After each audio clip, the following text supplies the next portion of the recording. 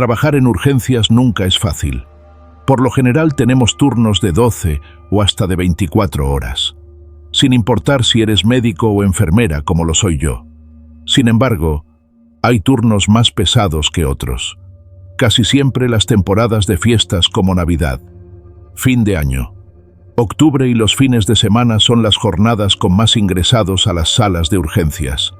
Pero de todos mis años de trabajo en el sector de la salud, hubo un turno que hasta ahora no he podido olvidar. Era lunes en la noche. Llevaba 8 horas en urgencias, pero no me sentía tan cansada como en otros días. Aunque como ya mencioné, trabajar en urgencias no es fácil nunca. Esa noche hubo un accidente que lamentablemente dejó una víctima fatal, que no pudo ser identificada. Así que entre una de las auxiliares que estaba de turno esa noche y yo, debimos llevar a la persona fallecida a la morgue. No sé si la gente es consciente de que en muchos hospitales hay una morgue, sobre todo en los grandes, un lugar adecuado para tener a quienes fallecen y están pendientes de identificación o de una autopsia. Así que mi compañera y yo bajamos hasta allí para dejar a la persona que había fallecido. En cuanto llegamos, nos recibió quien estaba encargado en ese turno de la morgue. Se llamaba Marco, a quien conocía desde hacía un par de años. Cuando me saludó noté que algo le pasaba, así que tras darle los datos que teníamos sobre el cuerpo que estábamos ingresando, le pregunté si todo estaba bien. Me contó que habían tenido un incidente muy grave ese día en el lugar en donde guardaban los cuerpos. Pero en ese momento, su jefe lo llamó así que no pudo contarme qué era lo que había pasado. Me dijo que le escribiera al terminar mi turno. Así que cuando acabé le escribí a Marco para que me contara lo que había ocurrido. Él me pidió que no le comentara esto a nadie más, aunque seguramente al día siguiente muchas personas lo sabrían. Entonces me dijo que ese día, cuando había llegado a la morgue a iniciar su turno, todo parecía tranquilo, igual que cualquier otro día. Se acercó a revisar los expedientes de los cuerpos que tenían en los refrigeradores. Había algunos pendientes de autopsia y otros pendientes de reconocimiento. En ese momento escuchó un ruido. Venía de adentro de uno de los depósitos.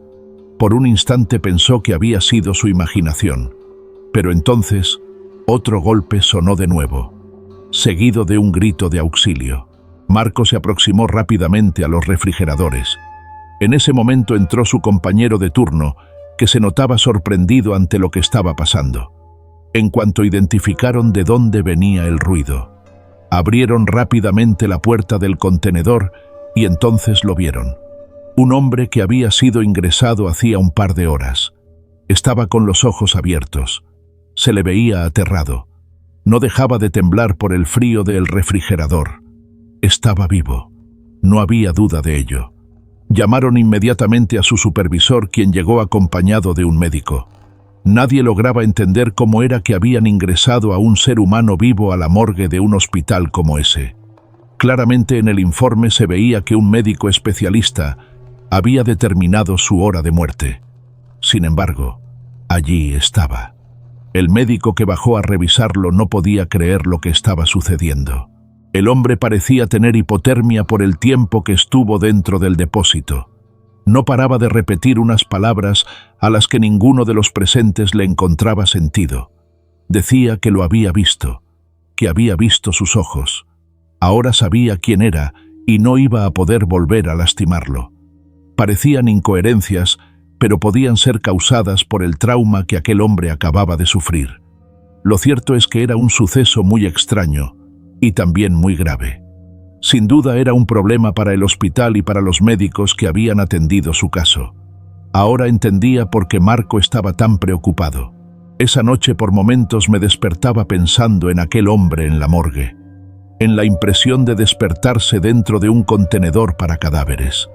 Seguramente para ese momento, todos los trabajadores del hospital debían conocer la historia. Yo tenía turno en la mañana, así que no pasó mucho tiempo hasta que supe más sobre este caso. Ese día me asignaron en el área en la que estaba el paciente de la morgue. Ya estaba fuera de peligro, pero sin embargo se encontraba en observación, y las directivas del hospital querían que tuviese la mejor atención posible, pues aunque aún no se había presentado ningún familiar, no se sabía si el paciente levantaría cargos en contra del hospital y además había toda una investigación del suceso. Los médicos implicados estaban siendo citados a descargos, por ahora solo en el hospital, así que dediqué casi todo mi turno a estar al tanto de ese paciente. En un momento, cuando ingresé a su habitación, noté que estaba despierto y miraba fijamente hacia una esquina. Le pregunté cómo se sentía, pero no obtuve respuesta. Esperé por unos instantes mientras revisaba sus signos, hasta que el hombre me preguntó si yo también lo veía. Observé hacia la esquina que él estaba viendo, pero no había nada allí. Estábamos solos en la habitación. Entonces el hombre me dijo que aunque yo no lo viera, él estaba ahí. Intenté preguntarle de quién estaba hablando, pero solo me repetía que estaba todo el tiempo con él, que si bajábamos a la morgue, tal vez todos podrían verlo. En ese momento sentí un escalofrío. Podría jurar que la habitación se puso helada. No sabía qué decirle al paciente. No entendía de quién me estaba hablando, pero la situación estaba poniéndose cada vez más incómoda. Así que terminé de revisarlo y salí cuando antes de su habitación. Le conté a mi jefe lo que había pasado. Ella me dijo que el hombre ya tenía una remisión a psiquiatría porque había estado diciéndole este tipo de cosas a quienes lo atendían. Además, algunos compañeros lo habían visto susurrando, como si estuviera teniendo una conversación con un ser invisible. Era algo escalofriante, pero intenté continuar con mi turno sin prestar mucha atención a lo que había ocurrido. Cuando faltaban solo un par de horas para irme a casa, fui una vez más a revisar al paciente de la morgue, pero en cuanto entré a la habitación, me di cuenta que estaba vacía. Golpeé la puerta del baño pensando que a lo mejor el hombre estaba allí, pero nadie contestó mi llamado. Entré y vi que el baño estaba vacío. Rápidamente le comenté la situación a mi jefe y empezamos a buscarlo. Le preguntamos a todos los que estaban allí, pero nadie lo había visto. Estábamos muy preocupadas. El hombre no podía haber desaparecido de la nada. Entonces recordé lo que me había dicho ese mismo día sobre la morgue y se me ocurrió que tal vez podría estar ahí. Mi jefe dio aviso a seguridad. Estaban buscándolo por todo el hospital. También habían enviado a alguien a revisar a la morgue, pero mi jefe me pidió que fuéramos nosotras mismas a revisar si estaba allí. Así que bajamos. Cuando llegamos, preguntamos al compañero que estaba ese día de turno si habían visto al paciente. Nos dijeron que ya el personal de seguridad había ido a preguntar, pero que aún no lo habían encontrado. Yo pensé que tal vez había escapado del hospital, pero me seguía resultando muy extraño que nadie lo hubiese visto salir. Entonces, antes de irnos, empezamos a escuchar unos ruidos que provenían del interior de la morgue. Eran sonidos metálicos. Hubo un silencio. Mi compañero dijo que en ese momento estaba solo.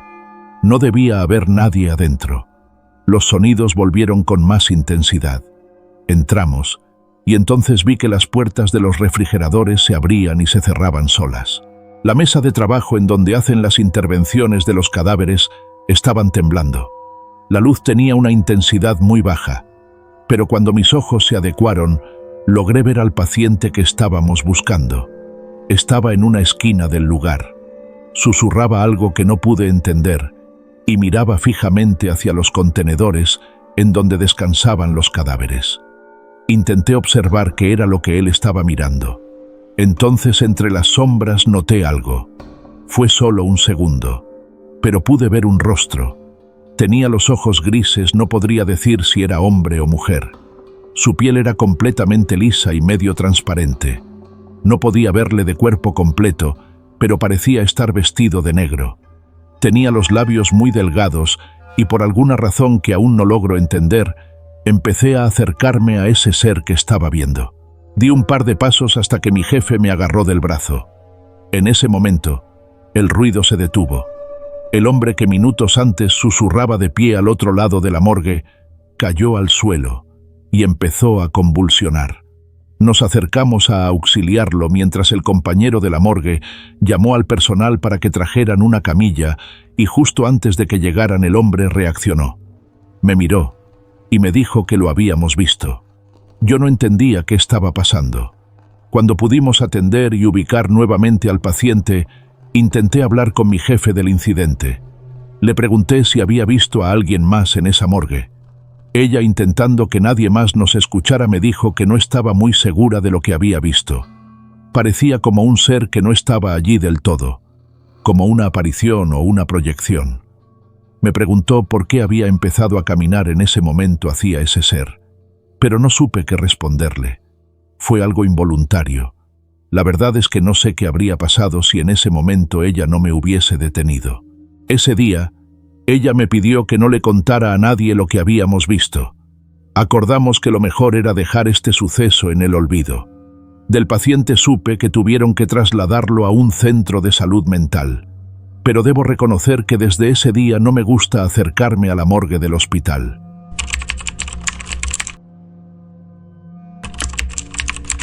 Quisiera contarles una serie de experiencias que nos pasó a unos primos de mi esposa y a mí también. No fue en las mismas fechas, pero todos consideramos que si existe una relación entre una y otra, de antemano me gustaría asegurarles que esto que les contaré cuenta con el consentimiento de la familia y que, si ellos llegan a escuchar el relato, se cuenta con el consentimiento de todos. No diré apellidos o nombres, y si lo hago serán algunos ficticios. Aún así, las experiencias que se vivieron serán fácilmente reconocibles para los involucrados. Sin más, he aquí lo que nos sucedió hace algunos años y un mes atrás. La familia de mi esposa es muy unida. Me ha tocado ver una grata relación entre todos. Y particularmente puedo asegurarles que esta unión es bien fundamentada por los abuelos. Yo jamás he escuchado o visto en mi vida una relación tan unida de los abuelos de mi esposa. Don Julián y doña Epifanía siempre estaban muy juntos. Nunca se separaba uno del otro. Si don Julián iba a la tienda, allá iba doña Epifanía detrás de él. ¿Qué? Si doña Epifanía se iba a misa, a pesar de que a don Julián no le gustaba ir, allá iba él atrás de ella. Era realmente una relación muy bonita. Asimismo, toda la familia ayudaba a cuidarles, ya sea haciéndoles de comer o llevarlos al médico, pero siempre fueron ellos dos. Vivían en una casa mediana, suficiente para ellos y adecuada para recibir algunas visitas. Los nietos eran los que más llegaban en fines de semana, y cuando menos lo esperábamos, toda la familia se había reunido en la casa de los abuelos. Siendo honesto, era una relación familiar perfecta, única en su tipo, y lo mejor que a mí me pudo haber pasado. Pero las cosas cambian, y no siempre son para bien. Creo que se podría considerar que todo comenzó ya más de 15 años atrás. La fecha exacta no la recuerdo, pero sí estoy bastante seguro de que fue muchos años atrás. Era una tarde gris. Había comenzado a llover, y la señal del televisor había ido. Después de moverle varias veces, don Julián optó por salir al patio, y se percató que la antena se había caído. Le comentó a doña Epifanía que no se iría lejos. Solo subiría a arreglar la antena para que ambos pudieran mirar la novela. Logró subir sin complicación, y cuando terminó de repararla, se alejó un poco de ella para contemplar cómo había quedado. Sin embargo, no se dio cuenta, y pisó la caleta de agua, y ésta no pudo soportar su peso, provocando que don Julián cayera desde el segundo piso y perdiera la vida en un abrir y cerrar de ojos. Doña Epifanía presenció todo desde su sala. Se levantó del sillón para ir a socorrer a su marido, pero don Julián ya estaba muerto. Fue doloroso saber que esa ocasión doña Epifanía no podría seguir a su marido a donde se dirigía esta vez. Ella se sentía culpable de lo sucedido, ya que desde un principio le pidió a su marido que arreglara la antena. Desde ese día, tanto sus hijos y nietos de doña Epifanía se organizaron para cuidarla. Pero fue desde aquí que hubo muchos que pasaron por casos muy especiales en la casa de la abuela. Martín, uno de los mayores nietos de todos, fue de los primeros de cuidar de la abuela, y un día, mientras que ambos estaban mirando la televisión, se percató que la abuela se había quedado dormida allí sentada. Martín buscó rápidamente una cobija en la otra habitación, y de reojo observó que la abuela ya estaba caminando y parecía ser que se dirigía a la otra habitación. Oh, eso le pareció haber visto, pues se le hizo extraño que haya visto a la abuela caminar tan rápido. Luego de ello, solo pensó que quizás lo había imaginado. Buscó una cobija, pero no encontraba más que sábanas. Entonces, en ese preciso momento, podía escuchar que desde el otro lado de la habitación, a su abuela mover los cajones. Martin salió del cuarto contiguo con una sábana y se dirigió a la habitación donde había escuchado que se encontraba la abuela. Pero descubrió que no había nadie. Solo los cajones y el closet estaban abiertos. Parecía que alguien los había rebuscado y los dejara desacomodados. Pensó que quizás la abuela se encontraba en la cocina, así que rápidamente fue a la cocina. Pero se encontró con su abuela dormida y donde la había dejado, se desconcertó bastante. Él estaba seguro de que había escuchado a alguien al otro lado del cuarto, y cuando se acercó a poner la sábana sobre su regazo, ¿cuál sería su sorpresa que ya tenía una cobija puesta? A la tía Noemí le tocó pasar por un momento difícil, pues la abuela le decía constantemente que el abuelo estaba en la casa y que era necesario que lo atendiéramos. Pero por más que le repetía a la abuela que el abuelo había muerto a doña Epifanía, la mirada se le perdía en una suma depresión, y lo que la volvía a reanimar era ver la televisión en la sala. Una tarde, que por cierto estaba lloviendo, a la tía Noemí se le ocurrió prepararle una avena a su madre. Desde la cocina podía escuchar la televisión, y con estirarse lo suficiente, podía ver a la abuela sentada sobre su sillón. Entonces, escucho el andar típico de mi abuela, el cual era muy parecido al arrastrar de los zapatos, y se escuchaba que se dirigía a la cocina. La tía Noemí le dijo sin voltear a ver a la abuela que no fuera tan impaciente, pues la avena ya casi estaba lista, cuando escucho que detrás suyo, alguien con la voz muy parecida a la del abuelo don Julián que le decía: «A mí no me gusta la avena». La tía Noemí nos ha contado que en cuanto reconoció la voz de su papá, dejó caer las cosas y se dio la media vuelta, pero detrás suyo no había nadie. Más aún, por extraño que pareciera ella, sentía la presencia de alguien más en la cocina. Pero no fue todo lo que percibió, pues en ese momento, a un lado del refrigerador, precisamente en la puerta que daba al patio, sobre los cristales de la misma, se podía apreciar que uno de ellos se empañaba. Pareciera ser que alguien le respiraba a un lado de él. La tía Noemí no quiso quedarse con las ganas y preguntó al vacío: «Papá, ¿eres tú?». Después el vidrio dejó de estar empañado. En cierto modo se comenzó a hablar en la familia que el espíritu del abuelo estaba aún rondando en la casa. Se decía que en ocasiones a mitad de la noche se escuchaba cuando alguien caminaba en los pasillos de la casa, asegurándose que las puertas estuvieran cerradas. Esto era algo que acostumbraba a hacer don Julián cuando todos estaban dormidos. Pero lo que más preocupó a la familia fue cuando se encontraron a la abuela llorando sin control alguno. Su hijo Bernardo, el mayor de todos, llegó tarde para cuidar de ella, y al abrir la puerta se encontró a la abuela en la esquina del comedor llorando. Por más que intentó, no podía tranquilizarla. Tuvo que hablarle a la tía Noemí para que le ayudara. Un par de horas después ella les comentó que estaba sentada en el sillón de la sala y escuchó que alguien se acercaba. Pensó que se trataba de Bernardo y le habló por su nombre. Fue cuando se percató que alguien se asomaba lentamente del pasillo, para mostrarse por fin, dejando ver que se trataba del abuelo, quien le decía a la abuela vieja: «Ya quedó la antena», y en sus manos estaba sosteniendo el pedazo de antena que se había caído. Era obvio que aún tenía mucho remordimiento la señora. Decidieron llevarla con un psicólogo para que le ayudara. Sin embargo, la tía Noemí mencionó que quizás era solo cuestión de hablar con el espíritu de su padre para que los dejara descansar. Se consiguieron la ayuda de una médium, quien mencionaba que ella podía conectar con el mundo de los espíritus. Siendo honesto, creo que a muchos esto les pareció exagerado, pues mencionaban que no era necesario malgastar el dinero. Aún así, fue contratada esta mujer. Desafortunadamente no tengo mucha información al respecto de lo que sucedió el día en hicieron la sesión espiritista en la casa de los abuelos. Yo llegué a la familia un par de años después, pero lo que sí nos contaron fue que lograron hacer contacto con el padre de todos y le pidieron que ya descansara en paz, pero que la respuesta que les había dado la médium fue lo que más les desconcertó, la cual fue la siguiente: «No estoy solo por mi mujer, sino para aquellos que le seguirán antes de que ella se vaya.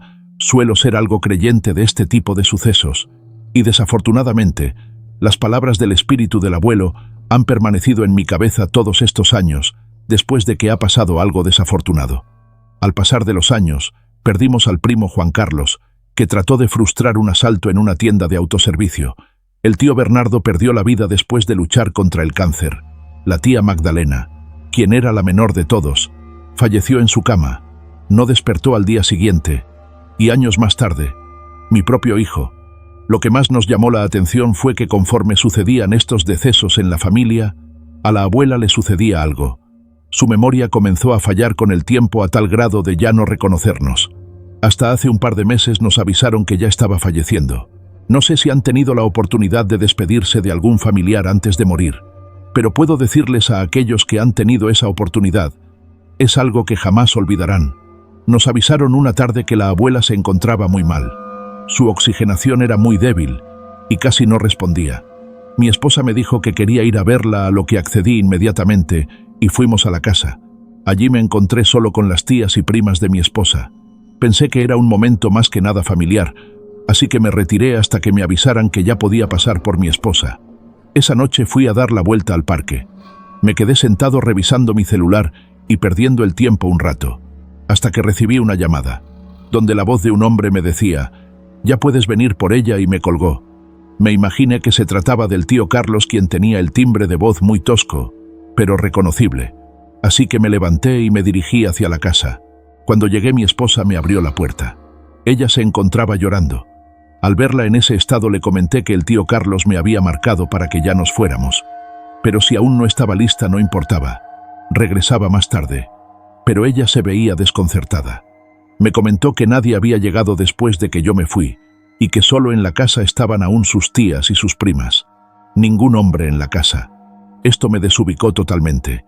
Yo estaba seguro de que había escuchado la voz de un hombre. Pero eso ya no importaba. La abuela ya había fallecido hace unos minutos. No pretendo contarles todo lo que pasó durante el proceso de duelo, o lo que platicaban entre todos los hijos de doña Julia. Pero sí quisiera comentarles algo que platicamos mi esposa y yo un par de días después del funeral. Ella me comentó que, durante los últimos minutos de vida de la abuela, agarró mucha energía, o quizás la última que tenía, pues se le veía contenta. De hecho, llegaron a pensar que ya se sentía mejor, pero lo que decía era lo que más desconcertaba. Ella mencionaba que su hijo Bernardo y Magdalena estaban allí saludándola y que con ellos el primo Juan Carlos, y que al último se asomó del pasillo don Julián. A los pocos minutos, ella falleció con una sonrisa en el rostro. Nos preguntamos varias veces si la llamada que yo recibí se pudo haber tratado de don Julián. Quiero pensar y creer que, si fue así, y que en cierto modo él siempre ha estado allí velando por toda la familia. Ahora que la muerte ya los unió, no sé si aún esté esperando por los demás que aún estamos por alcanzarlos.